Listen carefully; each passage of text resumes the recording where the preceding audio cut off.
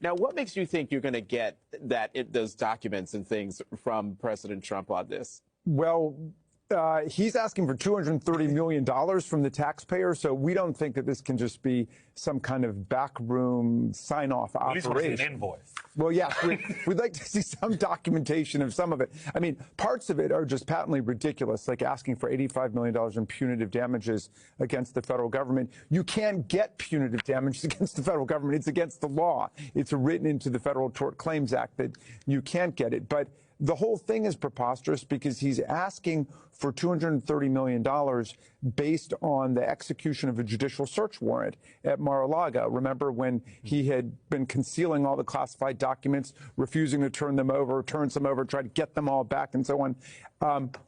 How is he injured? The Tort Claims Act is about people who are violently injured, physically injured, or killed by the government. He wasn't there.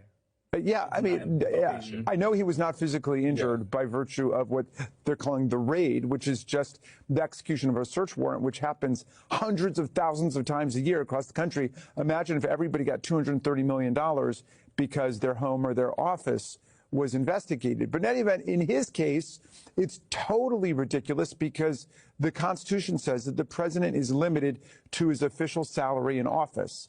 That's in Article 2, Section 1 of the Constitution. It says his salary cannot be increased, it cannot be decreased, and no other compensation can be received. And he just wants a cool $230 million because he thinks the government is his piggy bank. And at the end of the day, it's really important for folks, and Sam Stein reminded us of this yesterday, is that most of his legal fees were paid, the $230 million or however much, were paid by the super PAC that was created and people donated into.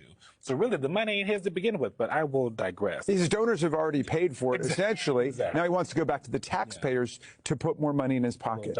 And not to mention the fact that there was a lot of tension at the time between him and his personal lawyers about whether they were getting paid and how much they were getting paid. Exactly. I want to play some sound from your House Speaker, Mike Johnson, before and after he claimed to have read the New York Times report about the $230